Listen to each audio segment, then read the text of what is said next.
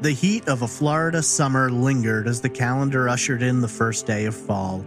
Rushing home from school with her mind set to adventure, 13-year-old Gail Joiner put a small snack together and then announced that she was going to take her pet raccoon for a walk, something she did almost every day. Leaving her shoes beside the door, the teen strode out into the shrinking Florida sunlight and seemingly vanished. When her parents couldn't track her down, they called in the authorities, who launched massive searches over the next 3 days. Despite their efforts, they never found even a single footprint. Bloodhounds lost her scent, helicopters and boats combed over land and water, but not a trace of the 13-year-old could be located. Witnesses later came forward, telling the story of the young girl they'd seen talking to a man in a white car. What happened to Gail Joiner that September afternoon in 1972? Had she fallen into the lake? Was she lost somewhere in the surrounding wilderness? Or had the man behind the wheel of that car sped off with the teenager and her pet to an unknown destination? Investigators had no way of knowing that this case would become the oldest unsolved missing child investigation in Hillsborough County. Nearly 50 years later, the answers remain as elusive as they were all those years ago. This is Trace Evidence, episode 186, The Disappearance of Gail Joiner.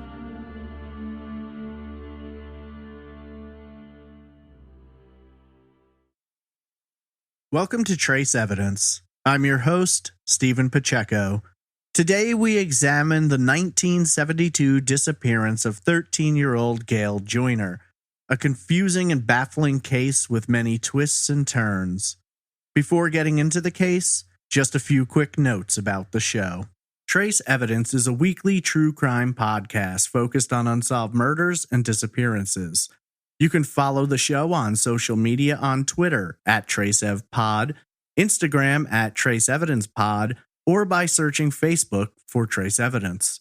If you're interested in supporting the show and getting some Trace Evidence merch, there's a Patreon at patreon.com/traceevidence, or you can donate directly via PayPal. Visit trace-evidence.com for all social media links, donation options, and contact information. You can submit case suggestions through the website or email me directly at traceevidencepod@gmail.com. On a warm Friday afternoon in 1972, 13-year-old Gail Joiner went for a walk that she'd taken dozens of times before. This time, however, she never returned, and nearly 5 decades later, her fate remains a mystery. This is episode 186, The Disappearance of Gail Joiner.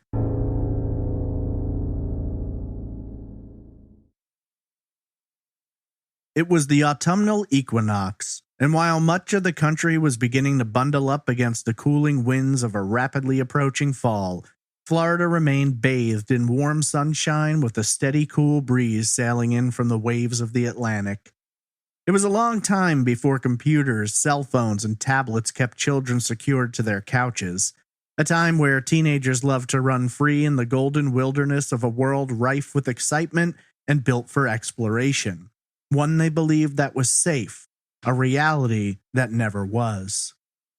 13-year-old Gail Joiner, arriving home from school that afternoon, had no plans of hanging out around the house.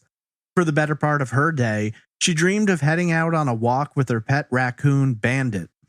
Grabbing a quick snack, the teen snapped a leash onto Bandit's collar and called out to her parents that she'd be back in time for dinner. Running outside, she left her shoes behind as she jogged barefoot towards the wooded road that surrounded Lake Thonotosassa. What happened next has been at the core of a difficult and painful mystery. When Gail didn't make it home in time for dinner, her parents grew concerned. Adventurous, intelligent, friendly, and punctual, the teen was always back before the family sat down to supper. When the sun went down and she still hadn't arrived, her parents began to worry. For a young woman who loved swimming in the lake, hunting fish for Bandit, and scouring the nearby wilderness for ancient treasures, the dark was the only thing she seemed to truly fear. Assuming she'd gotten lost, or worse yet, injured in some way, her parents climbed into the family car and began searching for her. calling out her name as only their headlights illuminated their rural stretch of road. They never could have imagined that they'd never see their beloved daughter again, or that the truth of her fate wouldn't be discovered in their lifetimes. Just a few hours earlier, their happy family was complete, but now they were entering a nightmare from which they could never awaken. Gail Lorraine Joiner was born on Wednesday, July 22, 1959 in Tampa, Florida, to parents James and Frances. At the time of her birth, Gail was the Joiners' fifth child and second daughter, and over the course of the next few years, the family would welcome two more sons, totaling 7 children, 5 sons and 2 daughters born between 1954 and 1962. Gail's father, James, was born and raised in the Tampa area, while her mother had been born and raised outside of Detroit, Michigan. The couple were married in October of 1953 and spent their first years living together in the Tampa area. Gail has been described by friends and family as a sweet, kind, and active girl who loved being outside, whether she was playing with friends or just exploring on her own. She made friends easily and was never shy around strangers, with many saying she was extremely outgoing and social.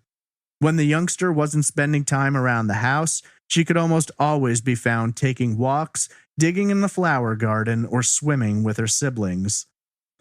According to newspapers of the time, while Gail and her siblings spent a large portion of their childhoods in and around Tampa, at some point the family picked up stakes and moved 1,200 miles north to Fran's native Michigan, where they settled in the city of Romulus, a suburb of Detroit. James took a job working for an automotive plant in the city, and for a time everything was going well. Gail attended a local school and, according to her parents, performed well, obtaining good marks and never getting in trouble. Classmates described her as being friendly, outgoing, and well-behaved, with a love for education, but a greater zest for making friends and running around on the playground. While there doesn't appear to be any public documents which pinpoint the exact date that the Joiners moved north, we do have some idea of when and why they decided to leave Michigan, heading back to Florida. In early 1972, when Gail was 12 years old, her father sustained a severe injury while at work. According to local newspapers, an accident at the automotive plant resulted in several toes on one of his feet being severed.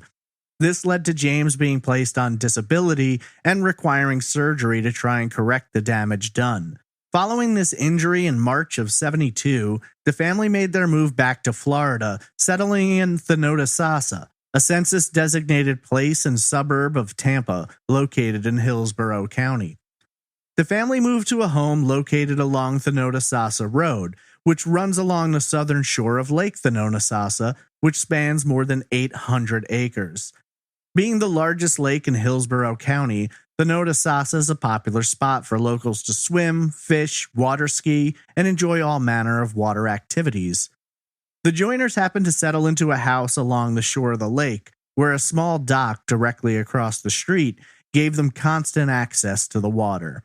Whether the kids were swimming, going out on the boat to fish with their father, or just looking to skip stones along the water, it seemed like the ideal environment for a family of 9 to keep themselves entertained.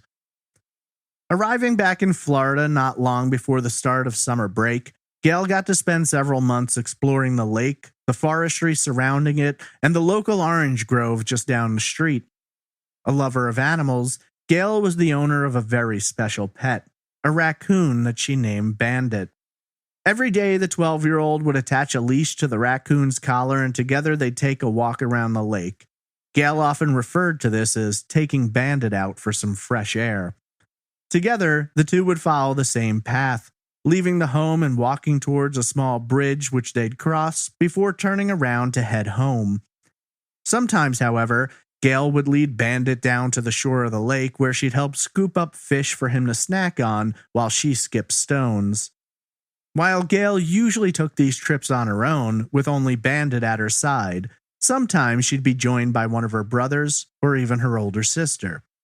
A true child of Florida, Gail would almost never wear shoes unless she had to, and so many of her long trips around the lake were done barefoot. Her mother later told the Tampa Tribune that the preteen loved dipping her toes in the lake and stomping around along the shore as she hunted for snacks for Bandit. During the summer of '72, Gail celebrated her 13th birthday, and as the end of break approached, a new school year loomed on the horizon.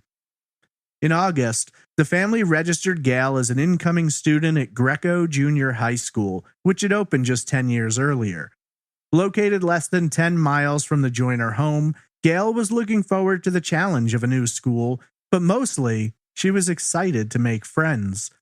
While being a new student could be difficult, Gail never worried, as her bright and welcoming personality usually drew friends in like a magnet. Unfortunately, many of the new bonds formed would be severed prematurely, as the 13-year-old would mysteriously vanish just a few weeks into the school year. The morning of Friday, September 22nd began as usual. The children in the Joiner home woke up, sat down to have breakfast, and made their way off to school. It was a warm day for the area, with temperatures rising into the high 80s by early morning, and a very slight breeze moving in from the northeast. According to what has been reported, Gail arrived home on time, and for the most part, it was a fairly uneventful day. At approximately 4 p.m., Gail got home from school and quickly went about making herself a sandwich for an afternoon snack. At the time, James and Fran were home, as was Gail's older sister, Linda. According to James, as he was eating lunch, he asked Gail to pour him a glass of iced tea, which she did, before she sat down and began snacking on her sandwich. An hour later, at 5 p.m., Gail told her parents that she was going to take Bandit out to get some fresh air. She asked her sister if she wanted to come along for the walk, but Linda decided to stick around the house. The 13-year-old attached the leash to the raccoon's collar, and before leaving, asked her father if he wanted another glass of iced tea, though he declined. Dressed in a pair of blue jeans and a navy blue pullover, Gail made her way towards the door, stepping out into the Florida sunshine and leaving her shoes behind. Gail apparently added that she might stop by a local store while on her walk. Her parents told her to make sure she was back in time for dinner, and she promised that she would be, but sadly, Gail would never make it back. And what exactly happened that hot Friday afternoon remains a mystery. Both James and Fran later explained that Gail always made it home in time for dinner. So when she didn't make it home by 7, they started to worry. At the time, they didn't think there were any issues and just assumed she'd gotten carried away walking Bandit around the lake. The sky started growing dark, and by 7:30 the sun had set, with the evening darkness swallowing the lake as well as the surrounding wilderness. There were few lights along the rural roads surrounding the family home, and while Gail was an adventurous teen, she had always been afraid of the dark. By 8 p.m., her parents' concern began to grow into fear, as it was highly unlike Gail to be late, and even less likely that she'd choose to stay out in the dark. Assuming they'd find her quickly, they climbed into the family car and began driving all around the lake looking for the 13-year-old. When they were unable to find her, or anyone who had seen her, they started to worry that she might have been injured or lost. At the time, the possibility that someone had abducted the teen simply wasn't on their radar, and so arriving home around 8:45, James and Fran decided to call the Thonotosassa Volunteer Fire Department to request their help. Several members of the department responded to the call, arriving at Gail's house to get more information about where the teen may have gone and what areas would be best to focus on during the search. Unfortunately, with night having closed in, the darkness surrounding the lake area would make the search far more complicated than they'd first imagined. In hopes of covering a larger area and having a higher chance of finding Gail, the fire department requested assistance from the Hillsborough County Sheriff's Office. Several deputies arrived to aid in the search, and many of the locals volunteered as well. By 9:30 p.m., 4.5 hours after Gail had left her family's home, more than 100 people were searching along the roads, around the lake shore, and through the surrounding woods. For several hours, searchers poured over the area, but as time passed, their approach began to shift.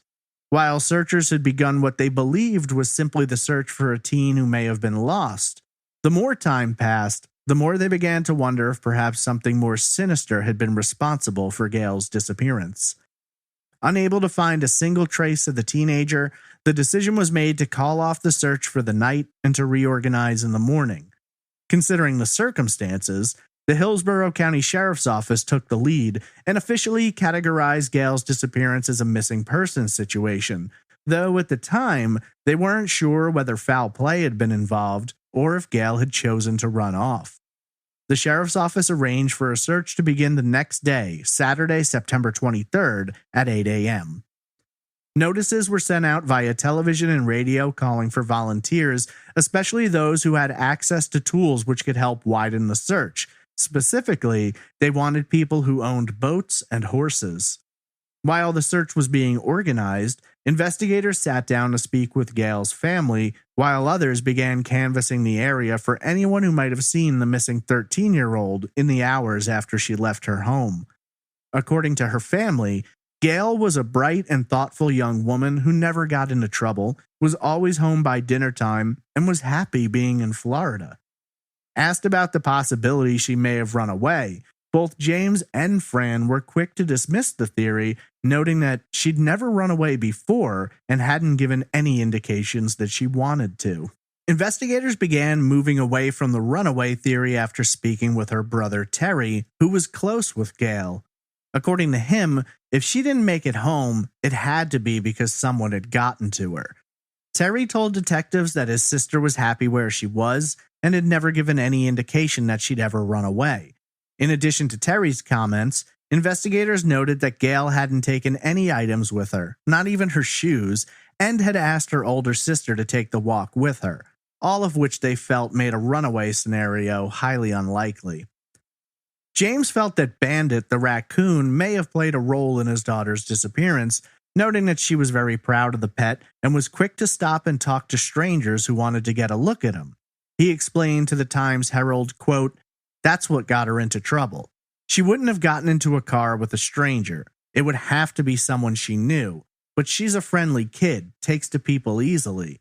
She could be lured by small talk about the raccoon. She was always strutting around, showing it off." End quote. Investigators were shown the path Gail most frequently used when walking Bandit, though their search along that way turned up no traces. No footprints, pieces of fabric, or anything to suggest she'd ever even been there. The family also led police to a nearby concession stand that Gail sometimes frequented, but no one had seen her. Outside of her normal routine, Fran told investigators that Gail would sometimes comb through undeveloped areas around their house in search of arrowheads and other treasures. While questioning the family helped shape the direction police would take with their search, they uncovered few details that might actually help them in tracking down Gail, who at this point, it was beginning to seem more and more likely, may have been abducted. Detectives who had been out canvassing the area were a little more successful in their branch of the investigation, ultimately managing to track down 11 witnesses who had seen Gail or a teen fitting her description between the hours of 5:30 and 7:30 p.m. that Friday. One witness, described to reporters as an older male who knew Gail's family, reported spotting the 13-year-old around 5:30 p.m. According to the man, the teen was walking west along Thonotosassa Road, approximately half a mile from her home when he drove by. Another witness reported seeing Gail walking along McIntosh Road at approximately 7:30. The Thonotosassa Road runs east to west and intersects McIntosh Road a little over a mile east of the Joiner home. According to the second witness, Gail was spotted on McIntosh approximately 1 mile north of where it meets the Thonotosassa, and the teen was heading south at the time.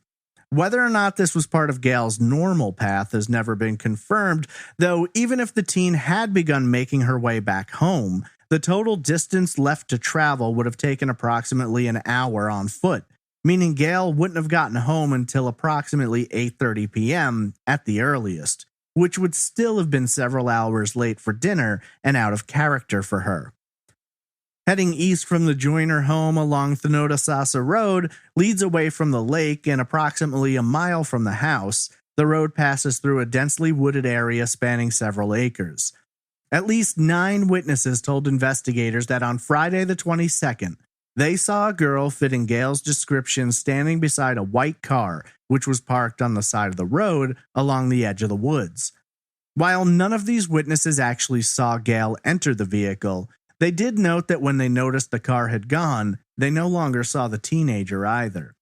This, of course, led investigators to wonder if perhaps Gail had been pulled into the car by an abductor, or if perhaps she'd gotten in willingly because she might have known the driver. Much of the information about the car and its driver would be kept under wraps by investigators for several days. The search teams organized for the second official search consisted of more than 200 individuals and included deputies from Hillsborough County, members of the volunteer fire department, and local volunteers. The search was carried out on foot, horseback, boat, and was aided from the air by the sheriff's office helicopter. This search focused in on the area around the lake and family home, with dozens of groups crisscrossing through thick wooded areas while others searched the lake and surrounding canals. A local man named Hale Honey joined up in the search and brought along 2 bloodhounds in hopes that they might be able to track Gail's scent. The dogs did manage to pick up on the teen's trail, but it didn't go far. On 3 separate occasions that day, Honey took the dogs to the Joiner home. All 3 times the dogs led him directly to a tree just across the street from the house, leading both Honey and investigators to believe that Gail had been at that spot the previous day. But with her trail dissipating so quickly, there was a chance she had gotten into a vehicle. The Tampa Times reported that on Saturday during the searches, the sheriff's office was contacted by a local woman who stated that she'd seen something very strange the day Gail vanished. According to this witness, she saw a female that she guessed to be between the ages of 12 and 14 walking near an orange grove not far from the Joiner home. The witness stated that the girl she saw was nude except for newspapers which had been wrapped around her body, and it appeared as though her hands may have been bound or restrained behind her back. Investigators noted that this particular orange grove was located near the intersection of State Road 579 and Pruitt Road, approximately 4 miles southwest of Gail's home. The search for Gail was called off as nightfall approached on Saturday, and despite the mass amount of searchers in the area covered, again, not a trace of the missing teen was found. The next morning, on Sunday, September 24th, searchers gathered in a field near the intersection of State Road 579 and Joe Ebert Road, 1 mile north of where the witness had reported seeing the partially clad teen at the orange grove. Once again, the search was conducted on foot and horseback with the aid of a helicopter while boats continued to go over Lake Thonotosassa and its surrounding canals. 9 units were dispatched from the sheriff's office to participate in the search, which intended to cover all roads and land within a 1-mile radius spanning out from the location of the orange grove near Pruitt and SR 579. Unfortunately, as had been the case the previous day, no sign of Gail was found.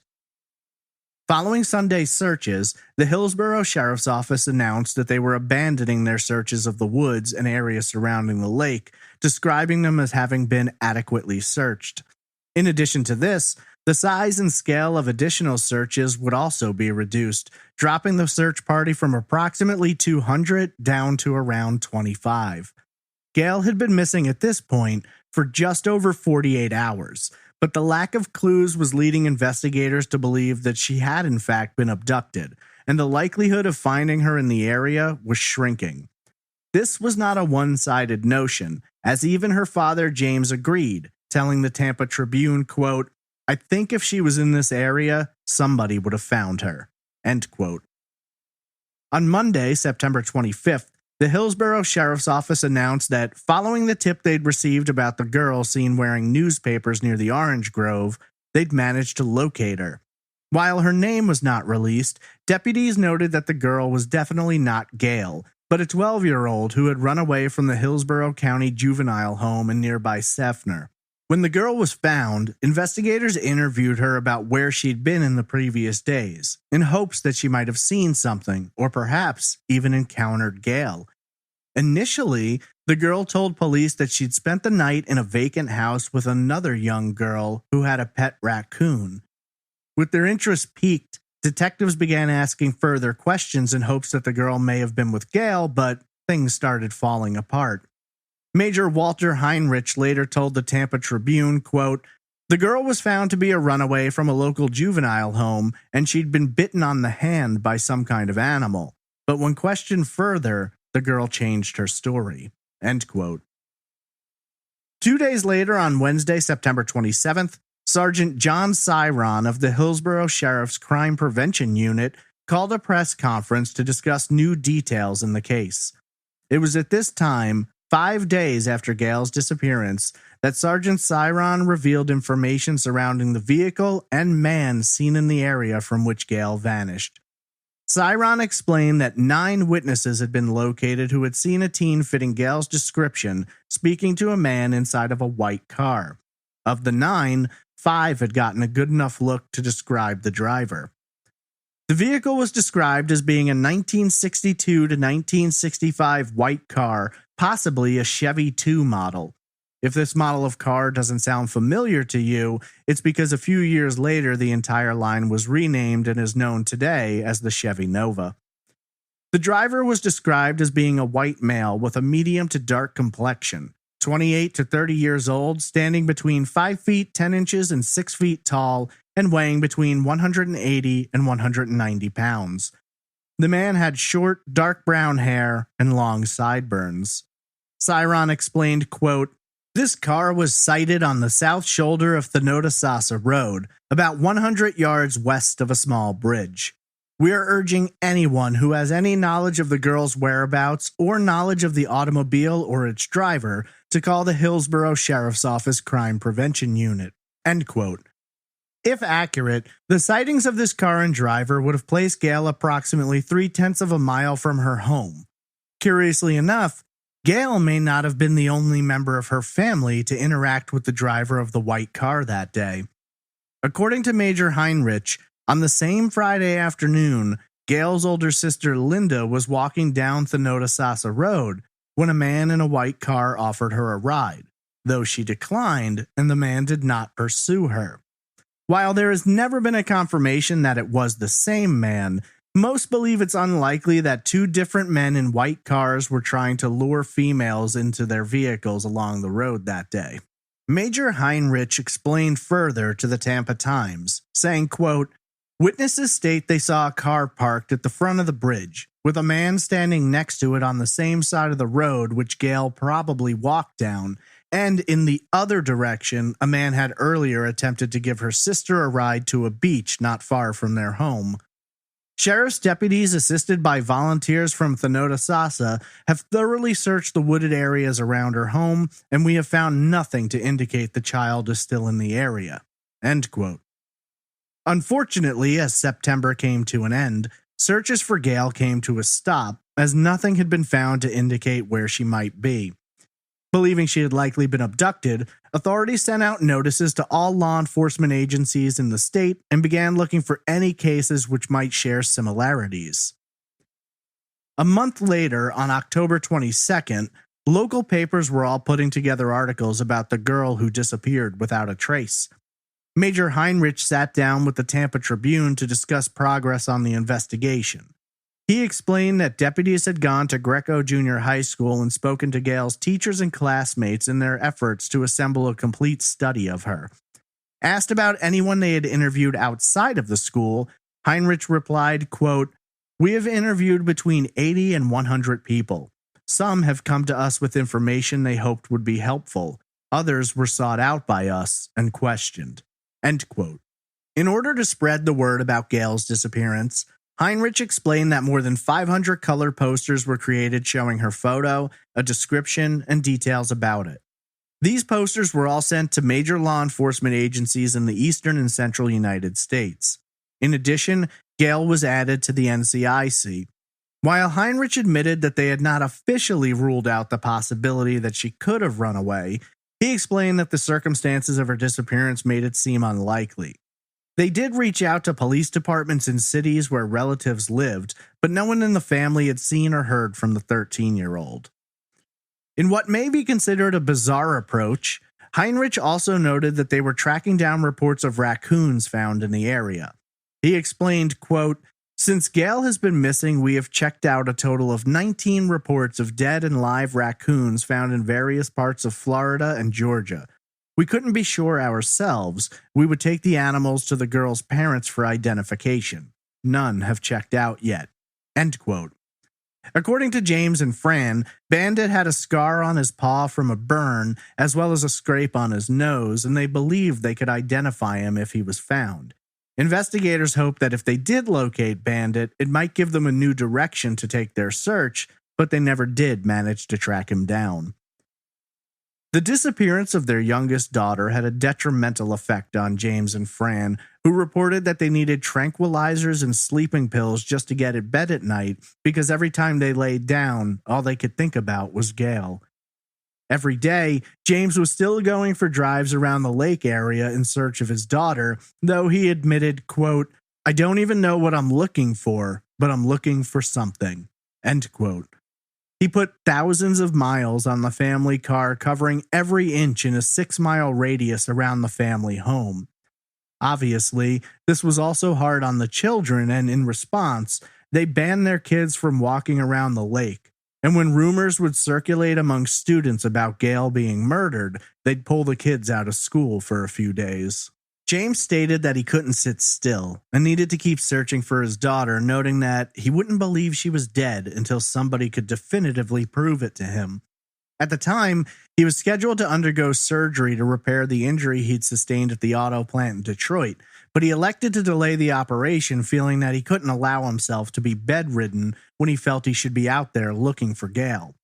Simultaneously, James struggled with knowing he needed to be near. He needed to try and find Gail, but he also longed to move away, to get far from this place that was now overwhelmed with painful memories. At the same time, he couldn't imagine leaving until his daughter was found. Fran, too, felt the emotional weight of this nightmare, telling reporters that it's all she could think about.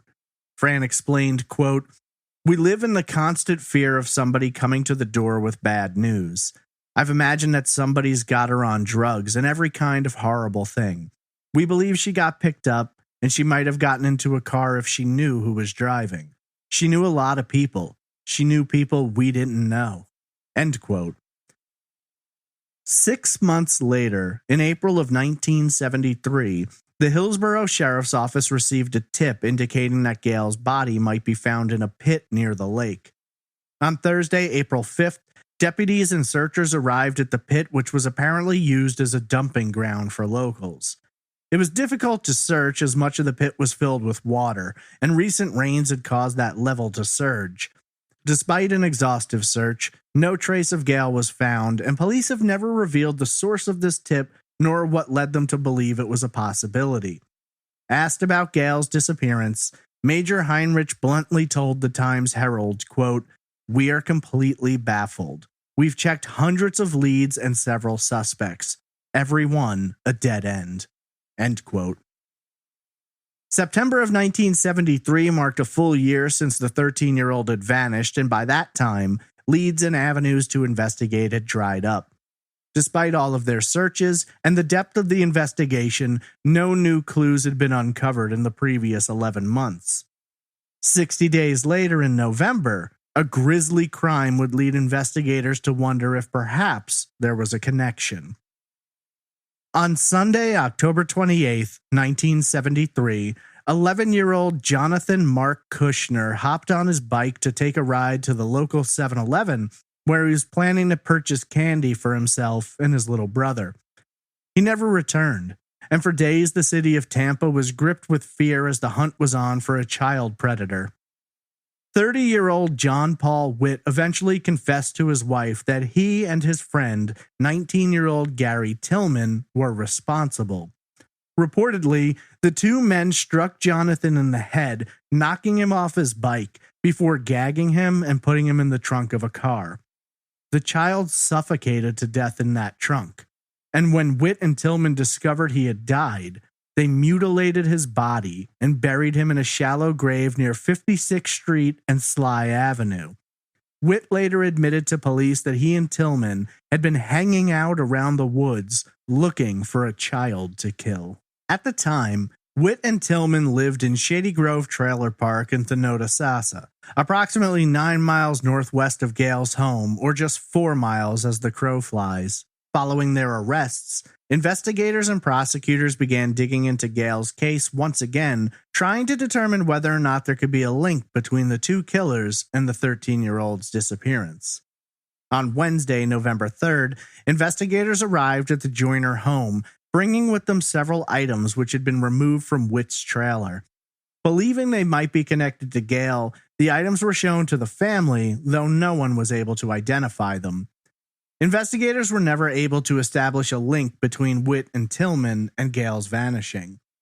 Tillman, diagnosed with schizophrenia, confessed to the murder and was sentenced to life in prison. Witt went to trial and was found guilty, being sentenced to death. He died in the electric chair 12 years later in 1985. If you're interested in learning more about Jonathan Kushner's case, check out the podcast Alligator Candy, which was put together by his brother, David. With the likelihood minimized that Witt and Tillman had been involved in Gail's disappearance, her case began growing colder. Despite a lack of progress, the family continued to cling to their hope that she'd be found alive out there somewhere, with Fran telling the Times-Herald, quote, "It's like the earth opened up and swallowed her, but I can't bring myself to put her away in a box. I can't pack up her clothes. She's alive. I have no evidence of that, but I have nothing to prove she's dead. Someday that telephone will ring and she'll say, 'Mom, come and get me.'" End quote. Unfortunately, time began passing more rapidly, and the possibility that Gail would ever be found started to fade. Soon, days turned to weeks, weeks to months, and months to years. 1982 marked 10 years since the disappearance, and over the course of that decade, no new information had been uncovered. Sergeant Randy Latimer of the Sheriff's Office told the Tribune that detectives were routinely assigned Gail's case, but all leads had dried up years earlier. By this time, Gail's disappearance was one of the longest-standing unsolved child cases in Hillsborough County, but even investigators acknowledged that without more information, they had no avenues left to examine. That, however, was about to change, though perhaps not in a way anyone could have imagined.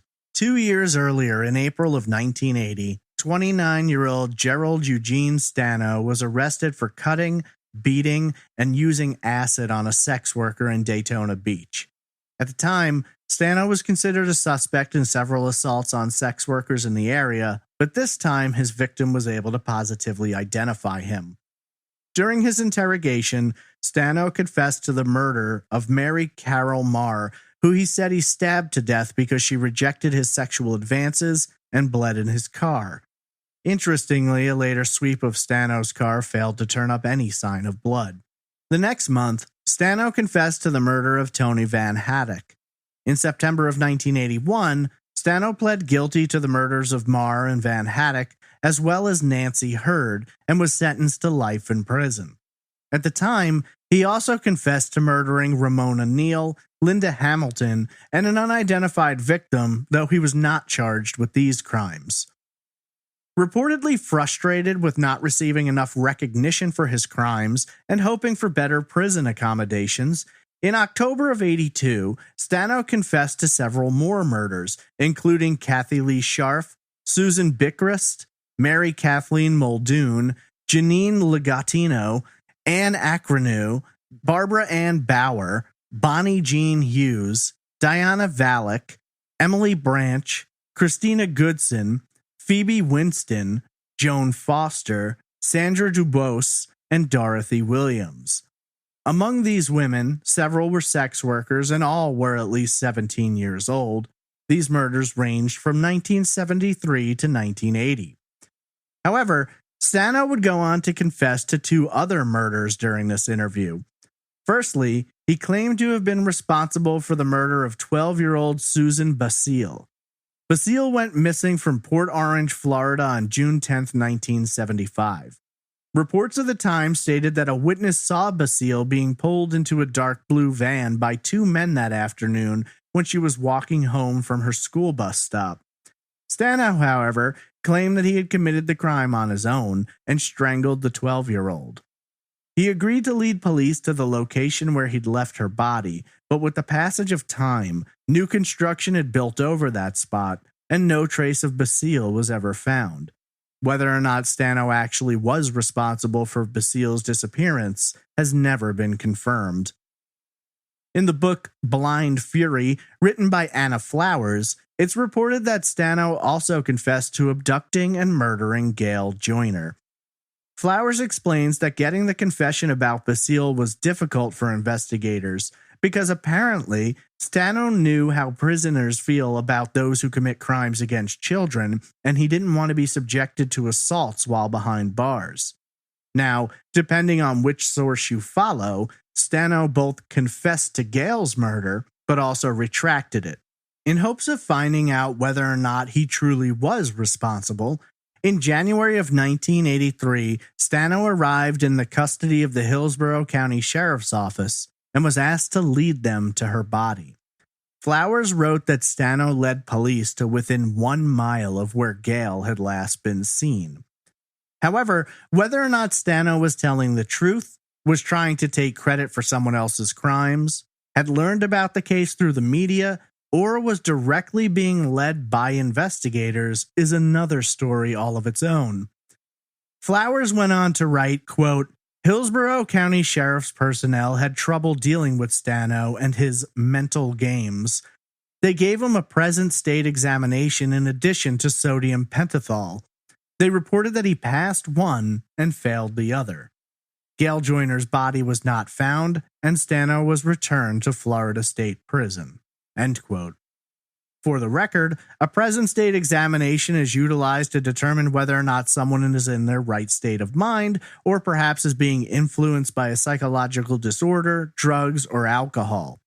In addition, I should also note that Blind Fury was ghostwritten by the mother of an assistant state attorney who prosecuted Stano. Now, this is where things take a strange turn.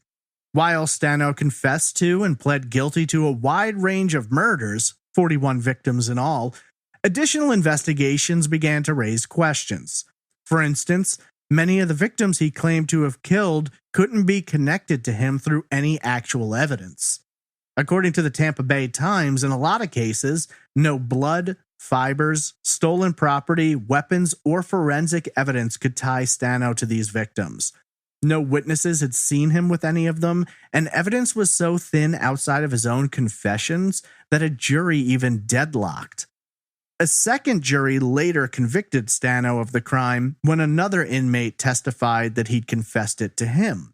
However, in 1997, that inmate, Clarence Zack, told reporter Arthur Nash that he had lied about this interaction with Stano, and he'd also lied when he testified in other cases, claiming that his testimony was put together with the assistance of 2 former prosecutors who offered him better treatment in exchange for his testimony. In one instance, Zack testified against Wilton Dodge, who would go on to serve 22 years for rape before lawyers from the Innocence Project proved that his DNA didn't match that found on the victim. In the case of Kathy Lee Scharf, in 2007, the FBI ran tests which confirmed that male hair found on her body did not match Stano. However, this information was never presented by his defense attorney, and the hairs were subsequently destroyed following Stano's execution in 1998. In at least one other instance, another person would later be prosecuted for one of the crimes to which Stano confessed. Mark Olive, one of Stano's lawyers, described his former client not as a serial killer, but as a serial confessor. As it turns out, Stano's lawyers were not the only ones who think he may have confessed to a slew of crimes for which he was not responsible. Jim Gadberry, the former Daytona Beach police officer who initially arrested Stano in 1980, believes former Detective Paul Crow, who got many of the confessions from Stano, played a larger role in potentially leading Stano to the information they needed to confirm his confessions. Gadberry told the Times, quote, "The information was fed to him, and all he did was acknowledge it. He didn't come up with any information on his own." End quote. Now, it's interesting to note that in many cases, there wasn't enough evidence outside of Stano's own confessions to tie him to the crimes for which he received 8 life sentences and 3 death sentences. For his part, former Detective Crow has said any accusation that he fed information to Stano is ludicrous, and he feels that the former officer Gadberry made up the story of him leading Stano's confessions out of a personal vendetta. There seems to be somewhat of a split, as some officers agree with Gadberry, believing that Crow did in fact feed details to Stano, while others have argued that Gadberry, who became a minister after leaving the force, was looking to gain some level of notoriety for himself. Whether or not Stano was responsible for all of the murders to which he confessed is a conversation for another day. However, I do think it's worth noting that when it comes to the murder of Gail Joiner, there doesn't appear to be any actual evidence to link him to the crime. While it's been reported that Stano led investigators to within 1 mile of where Gail vanished, many believe that, as someone living in Florida, he may have simply been aware of the case from hearing it on the news. Stano's crimes took place predominantly around Gainesville, Daytona Beach, and Port Orange, though he did commit murders in Pennsylvania and New Jersey as well. The closest of the Florida locations is more than 130 miles from Thonotosassa. Not to mention, the description of the man seen speaking to Gail that Friday in 1972 doesn't really match Stano, nor does the vehicle description match what he owned at the time, described to have been a green Plymouth Duster. Beyond that, tracking Stano can be difficult, but he's noted as having moved to Florida in 1973, months after Gail's disappearance, though I should state he did visit his grandparents in Florida previously. Several websites state that in his confession, Stano provided information that only the killer could have known, though what information has never been revealed, and considering that Gail has never been found, no one actually knows how she may have been killed or where it might have happened. When reaching out to the Hillsborough Sheriff's Office, they note only that there have been 3 separate people who have confessed to Gail's murder, but that the case remains open and therefore they cannot share their files. While some believe Stano is in fact Gail's killer, others aren't so sure, and as such, she's not listed on his official list of victims. Susan Basile is, though in her case, they have no evidence that he committed that crime outside of his confession, and he was never charged in connection to her disappearance. Much like Gail, Susan Basile's body has never been found. In addition to Stano, I mentioned that 2 other people confessed to Gail's murder. While I'd like to share more with you about those confessions, I can't. Neither person has ever been publicly named, and what information they might have provided has never been released. It seems, if indeed one of them might be responsible for the crime, as is the case with Stano, investigators never uncovered enough evidence to officially charge anyone.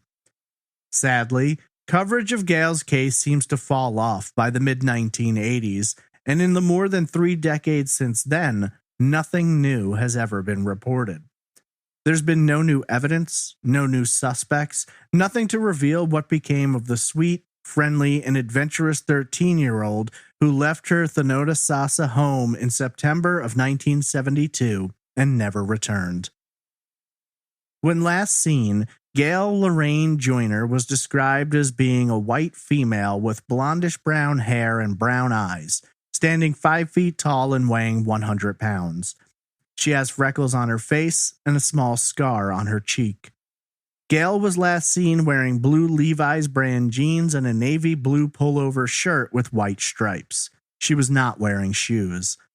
She was spotted by multiple witnesses along both Thonotosassa Road and McIntosh Road between the hours of 5:30 and 7:30 p.m. on the evening of Friday, September 22, 1972.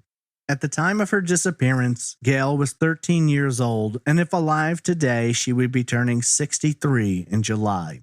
Her pet raccoon Bandit disappeared with her and was never found. Multiple witnesses reported seeing Gail speaking to the driver of a white car believed to be a 1962 to 1965 Chevy Nova near the woods approximately 0.3 of a mile to the east of her home. The driver of the car has been described as a white male with a medium to dark complexion, 28 to 30 years old, standing between 5 feet 10 inches and 6 feet tall, and weighing between 180 and 190 pounds. The man had short, dark brown hair and long sideburns. Sadly, tragedy has haunted Gail's family in the years after her disappearance. 3 of her brothers have since passed away. James, 2 years later in 1974, Randy in 1985, and Terry just last year in 2021. Her father, James, passed in 2002 at the age of 66, having never left the Thonotosassa without finding his beloved daughter. Gail's mother, Fran, passed away in 2020 at the age of 82, never learning what became of her daughter, and always hoping that someday she would find that truth. Asked about Gail's disappearance after so many years, Fran replied, quote, "It's bad to lose a child, but when you lose one the way we lost Gail, it's the most unfair thing that can happen to you in your life. You think God is mad at you. There's not a time I don't drive down that road and I don't think of her, or I don't look at those woods and think she'll walk out. It's a horrible thing to live with. My brain tells me Gail is dead, but my heart holds on to hope. It's been really baffling, like the world opened up and swallowed Gail. Time heals all hurts. I can't completely put Gail to rest, but maybe in time they'll solve it."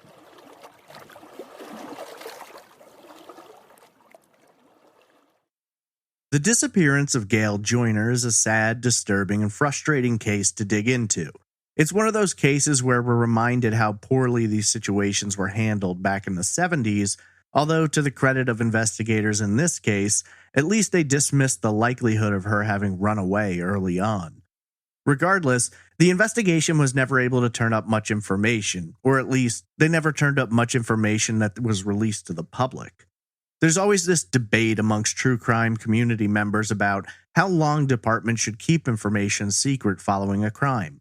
Obviously, there's good reasons to keep things under wraps: to protect the integrity of the investigation, to be able to confirm someone's involvement based on information they give which isn't public, to keep potential suspects in the dark about what exactly police know.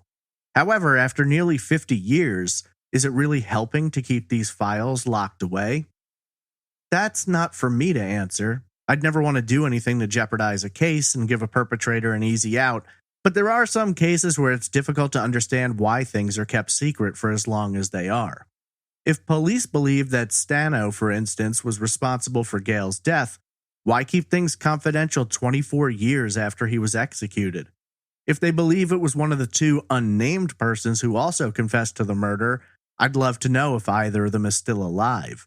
If so, that may show that investigators believe one of those people did actually commit the crime, but they lack the evidence to make an arrest. It just seems like one of those situations where, by the time all the information comes out, it's going to be too late to arrest anyone in the first place because everyone associated with this case is going to have passed away.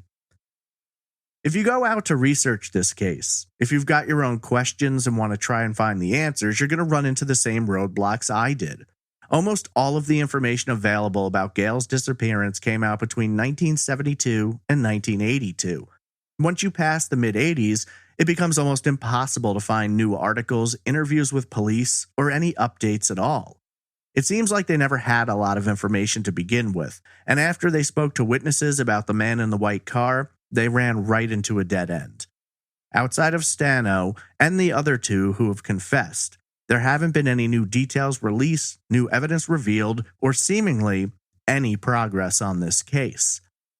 Being faced with that, we don't have a lot to work with in terms of theories, as the only real theory that was ever purported was that Gail was abducted that Friday afternoon. So I suppose the best way to go about this is to look through what we know and try to connect any dots that might be out there. We'll begin with the presumption that Gail was abducted by someone who's never been named or identified, then we'll move into Stano and the other 2 unidentified confessors. I think from the beginning of researching this case, it seemed fairly obvious that Gail had been the victim of an abduction. From the description of the vehicle and the man driving it, to the highly unlikely scenario that she'd run off, it was really the only possibility that made any sense. I think one of the major questions that lingers for so many people looking into Gail's disappearance is, was she abducted by someone she knew? Was she specifically targeted by someone? Or was the abduction more of a random crime? Initially, Gail's family were firm in their belief that she wouldn't have gotten into a car with a stranger, and they believed it had to be someone she knew. The first issue I had with that is Gail's sister Linda also was approached by a man in a white car that afternoon who tried to lure her in. She turned him down and continued on her way, and the man didn't try to pursue her. According to everything we know, Linda didn't recognize the driver, or if she did, investigators elected not to share that detail, which doesn't make a lot of sense in the grand scheme of things. That might make you want to dismiss the idea that Gail knew her abductor, but as her mother confirmed through interviews, Gail was a very outgoing young woman who knew a lot of people that her family didn't. She'd chat with strangers and make friends fairly easily, so it's entirely possible that this person knew Gail, and she knew him, but no one else in the family did. The problem for me comes about with the incident involving Linda. If this was someone looking to abduct Gail, and it was someone she knew, then why would they be trying to lure Linda into the car hours before Gail went out for her walk? I think the way this situation played out, it seems more likely that whoever was driving that white car was out looking for someone to grab, whether it was Gail, Linda, or another young woman in that area.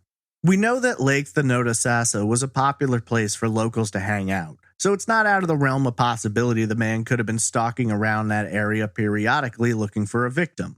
Being there in the hours after school let out may also suggest that the suspect was specifically targeting younger women, between the ages of 12 and 16, for instance. While through today's lens, it may seem ridiculous to imagine some guy sitting on the side of the road could convince someone to get into his car, but you've got to remember that 1972 was a very different time. Hitchhiking and taking rides with strangers was somewhat commonplace. Oftentimes, we look back at people and wonder how they could have been so cavalier with their own lives, but they lived in a different world. They hadn't yet been engulfed by the 24-hour news cycle that focuses in hard on abductions, at least in some cases. Statistics weren't being accurately kept, and in a lot of ways, missing children fell through the cracks. If a 14-year-old went hitchhiking and never came back, unless they found a body, in most cases, they just chalked it up as a runaway situation. People didn't know exactly how dangerous it was, and while it may seem foolish to say it today, back then, words like serial killer, child predator, psychopath, they weren't common. I've talked to a lot of people who feel like the world has gotten so much more dark and so much more dangerous since the 60s and 70s, and while I'm inclined to agree, I can't help but wonder, has the world truly turned darker? Or was it always this dark, but we were less informed and educated about it, so it seemed a little brighter? Gail's parents believe she never would have gotten into a car with a stranger. While they would have known their daughter better than anyone else, I don't necessarily think it's entirely impossible that this could have happened, but maybe not in a way we'd imagine. Instead of Gail being asked if she needed a ride and just nonchalantly hopping in, we all know that child predators can be very smart about the way they approach and manipulate their victims. Maybe he claimed to know her parents. Maybe he alleged to be a teacher at her school. Hell, maybe the guy said he'd lost his dog and he needed help finding it. There's a myriad of ways Gail could have been tricked into getting into that car. Then I think we have to consider Bandit the raccoon. According to her father, Gail often met people who were drawn to the raccoon and wanted to talk about him, pet him, ask questions, and being super proud of her pet, Gail was more than happy to entertain these conversations. I've often wondered if the man may have asked to see Bandit. Gail hands him over, and then the man threatens to harm the raccoon unless she gets in the car. It doesn't even have to have been that aggressive. He could have simply said, "Hey, I have a pet raccoon too. Come in the car. I live just down the street. Maybe our pets can be friends." The fact of the matter is, if Gail did get into that car of her own volition, she may have done so under false pretenses. Then again, the man could have threatened her or frightened her into getting into the car. Then there's always the possibility that he just grabbed her. Once she got close enough to the car for him to reach out, it doesn't sound like it would have been difficult to lure her over by asking about Bandit. Gail was 5 feet tall and 100 pounds, and while she could have put up a hell of a struggle, it's unlikely that a 6 foot tall, 185-pound man was going to struggle too much. Hell, it could have even been something similar to the approach of Ted Bundy, for instance. Maybe when she gets close enough, he hits her over the head or uses some other method to subdue her. He could have had a gun that he pointed at her. I think what makes it strange is that at least 9 people saw Gail talking to this guy, but no one saw her get in the car, no one saw any kind of a struggle, no one heard any screaming. Maybe this lends more credence to the possibility that Gail did know the man in some way. I can't help but think about school in this case. 3 weeks before her disappearance, Gail began attending Greco Junior High School, approximately 8 miles to the west of her home. Members of the school staff would have had access to her information, to know where she lived. If it was a teacher who interacted with her, 3 weeks was more than enough time to learn about Bandit and to discover that she took walks with him every day, usually by herself. We know investigators went to the school and questioned teachers and students about Gail, but it doesn't sound like they approached it from an angle that someone there could have been responsible. I'd love to know if any male teachers drove a similar car, if they resigned, transferred, or moved away within the next year, or if any of them later ran into issues with law enforcement as relates to children. It's a sad reality, but when someone's a child predator, a teaching job's an easy way to have unlimited access to children without drawing suspicion. And in 1972, people weren't nearly as aware of these kinds of activities. So, certainly Gail could have been targeted. She could have been grabbed. She could have known her assailant. She could have been coaxed or threatened into the car. It's a sad reality that almost anything is possible in this case. So turning away from a question of a stranger, let's look at the only person who's ever been named as potentially being linked to this case, Gerald Stano. I'm not going to dive into Stano's history or dig much into how many of the 41 murders he confessed to were ones that he actually committed. Let's try to focus in around how he may or may not have been involved in Gail's disappearance. The first issue you're going to run into with Stano is that he graduated from high school in Pennsylvania in 1973 at the age of 21. He was left back 3 times during his school career. So you may be wondering, how is it possible to abduct Gail in September of 72 if he was attending and living in Pennsylvania in 73? Well, the truth is, we don't really know exactly where Stano was from day to day. Yes, he attended school in Pennsylvania, but he'd also been sent to stay with his grandparents in Florida at different times, so it's entirely possible he could have been in the South in September of 72. That being said, his main stalking areas in Florida were around Gainesville, Port Orange, and Daytona Beach, all of which were well over 100 miles from Thonotosassa. Sure, it's possible he decided to veer off the beaten path on this particular day, but what are the chances he's going to wind up on a rural road around a lake hoping that he runs into someone to abduct? According to Stano, he usually selected his victims in one of 2 ways. Either they were sex workers who he could easily convince to get into his car, or he'd look for lone women walking in areas where no one else was around. That would surely fit Gail, but how much? 9 witnesses seeing her speaking to the man in the white car doesn't exactly sound like no one else was around, but we don't actually know where the witnesses were. Did they just happen to drive by, or were they walking down the road, or standing in their driveway? We can't confirm anything as relates to their specific perspective, but if they were drivers, then it wouldn't be difficult to keep the conversation going with Gail long enough to wait until the road is clear. The problem is a lack of evidence. Let me put this another way. Had they charged Stano with Gail's abduction and murder and he didn't confess, could they have taken it to trial? Probably not. If he doesn't confess, then they have nothing to connect him to the crime. No sightings, no physical evidence, no reports of him bragging about it. The fact of the matter is, until Stano says Gail's name, he's never considered a potential person of interest. Unfortunately, due to the murky waters of his confessions, we really have no way of knowing if he merely brought Gail up or if he was directly asked about her. I do think it's interesting to note that in the book Blind Fury, author Anna Flowers says that Stano did not want to be known for murdering children, fearing reprisal from other inmates. But he doesn't retract his confession about Susan Basile, only his confession about Gail. If you're willing to admit to murdering one child, is it really going to be easier on you than if you confess to two? It just never made any sense to me. So let's look at the facts. Stano claims to have killed women in Pennsylvania, New Jersey, and Florida throughout his life. While he claims to have committed murder as early as 1969, specifically confessing to killing 2 women in New Jersey that year when he would have been 18 years old.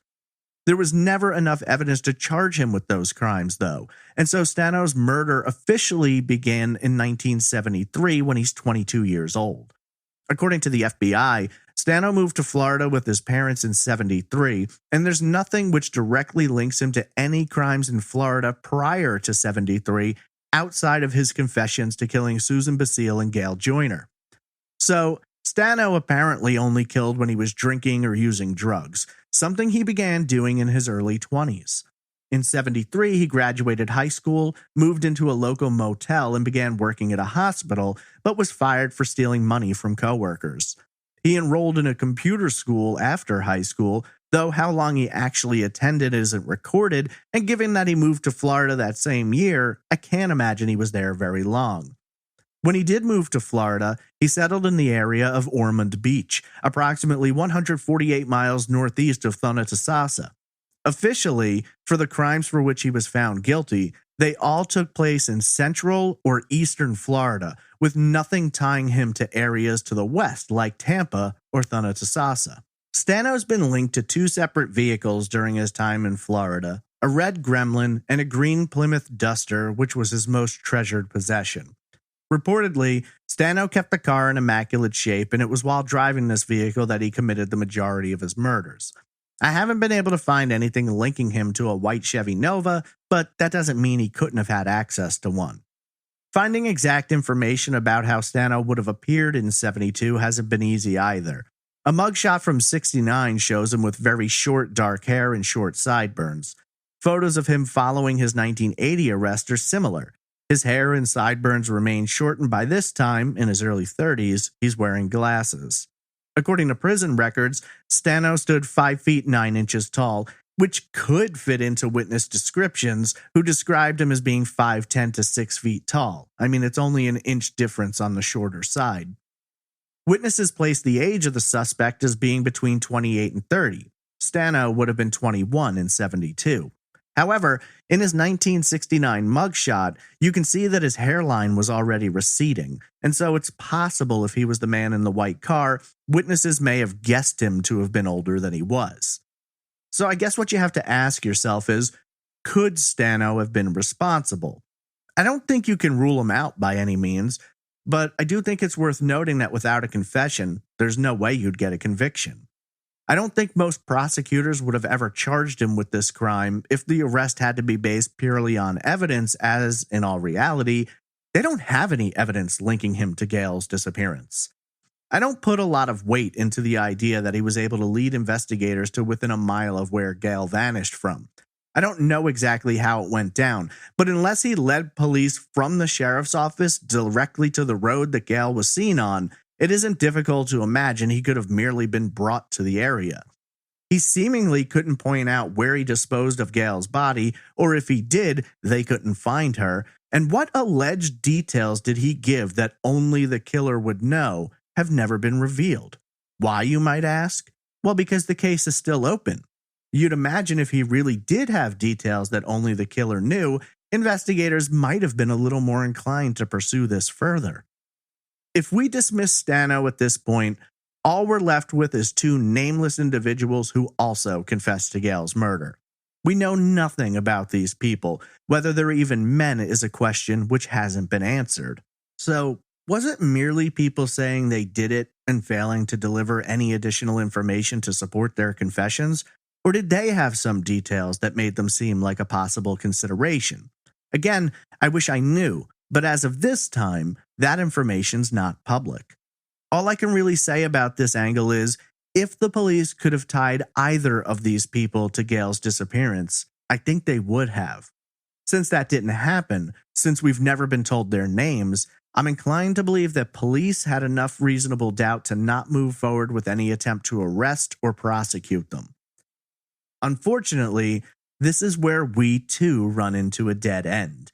There's never been anything else to work with. No named suspects, no fingerprints, blood, no trail, nothing. A 13-year-old girl takes her pet raccoon out for a walk and never comes home. Nearly 50 years later, and there are as many unanswered questions as there were on that fall day in 1972. A child's life was stolen, a family was splintered, and two loving parents went to their graves never seeing justice done, never learning their daughter's fate, and never believing that their days would pass without some questions being answered. Sadly, as things stand today, unless new evidence is found, someone confesses and can actually prove it, or Gail's body is found, the disappearance of Gail Joiner will remain open, unsolved, and very cold.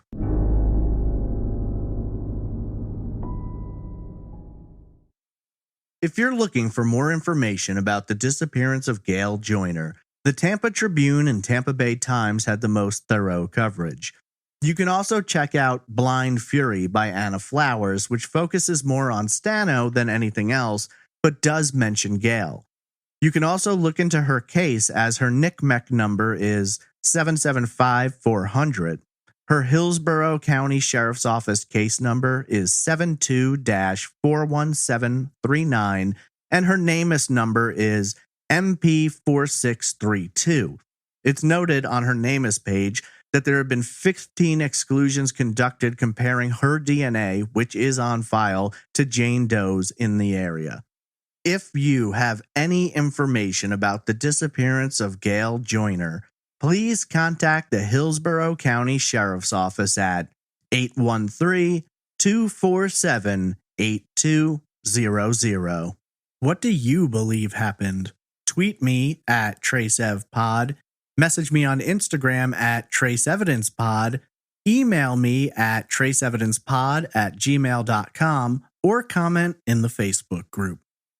Just a quick reminder that I'll be attending CrimeCon in Las Vegas representing Trace Evidence on Podcast Row. To save 10% off your pass, use promo code TRACE at crimecon.com. Trace Evidence would not be possible without support from amazing listeners like you. And now I'd like to take a moment to thank our fantastic Patreon producers: Alicia Lorraine, Ann Bertram, Brittany Bivens, Christine Greco, Krista Colvin, Denise Dingsdale, Donna Buttram, Diane Dyson, Eamon Brady, Eloanne Meyer, Eric Sumter, Guillerme Pinto, Haley Christie, James, Jen Trebb, Jennifer Winkler, Jill Sense, Joni Berkowitz, Julie Mangano, Kara Moreland, Lars Jensen Fangel, Leslie B., Marla Wright, Melissa Brackeisen, Nick Mohar Schurz, Orange Patches, Quinn McBreen, Roberta Jansen, Sarah Levanon, Sarah Lyons, Travis Skepko, Stacy Finnegan, Stephanie Joyner, Stephanie Eve, Adorable Susie Summers, Taylor, Tom Archer, Tom Radford, and Tracy Woods. Your contributions to Trace Evidence are invaluable, and your support of the show is both appreciated and extremely humbling.